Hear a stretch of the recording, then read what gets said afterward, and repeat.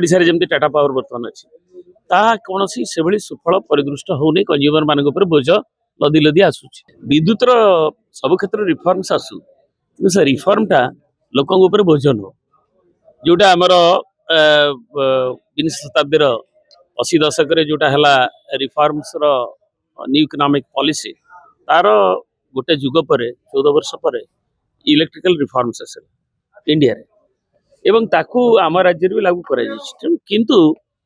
मनमुखी भाव में जोटा उद्देश्य थिला पर्पस जे लोकों को निरवच्छिन्न विद्युत सेवा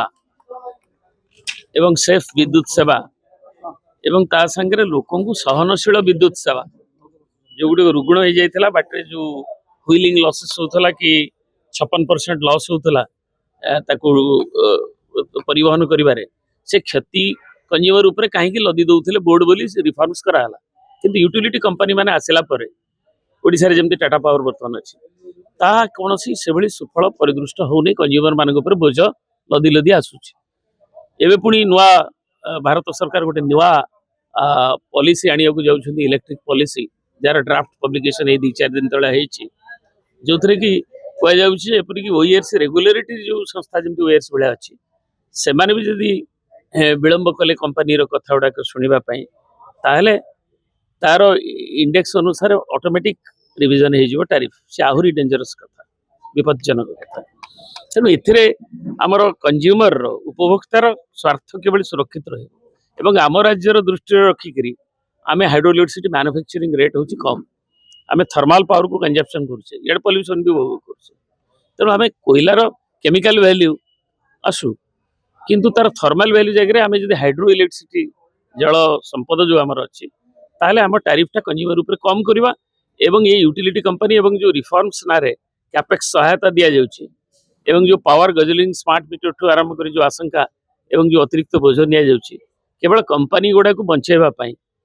कंपनी बंचू तार किंतु सेवा करू किंतु बोझ न हो लोकंकर जो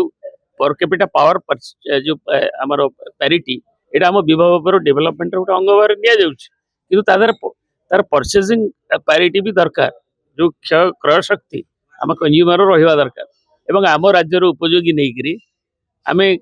कैपेक्स सहायता ये सब दबा सत्वे या द्वारा जो उद्यम परिलक्षित होनी केवल टंका आदाय टैरिफ आदाय लोकों बोझ बढ़िबार अच्छी बोली उपभोक्ता मन क्षोभ हो गणसम्मेलन एवं से विजु जनता दल तार युव छात्र अनुष्ठान आमर जो विंग अच्छी आम ये लोकंर क्षोभटा को विशेषकर युवक मानकर मनर क्षोभ को भी किसी दिन तले स्मार्ट मीटर एवं आम जो अतिरिक्त बोझ सिक्यूरिटी डिपोजिट ताकू आंदोलन करूँ एवं विभिन्न गणसंगठन अन्य माने भी विभिन्न पर्यायर आंदोलन भी कर बरगढ़ भी आंदोलन हो क्षेत्रीय स्तर में जहाद्वारा कि इलेक्ट्रिक कंपनी बर्तमान सामयिक भाव में स्थगितता को रखिंट एडिशनल सिक्यूरिटी जो डिपोजिट एवं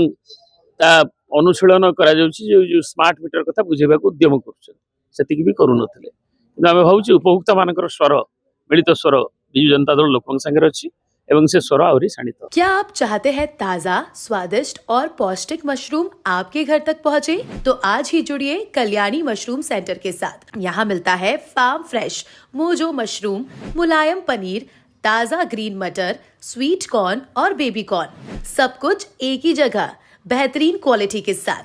हम देते हैं होलसेल और रिटेल दोनों सुविधाएं। आज ही डिस्ट्रीब्यूटरशिप लेने के लिए कॉल करें 9337096782 या 9040091506। कल्याणी मशरूम सेंटर, ओडिशा का भरोसेमंद नाम, मोजो मशरूम और डेयरी प्रोडक्ट्स में।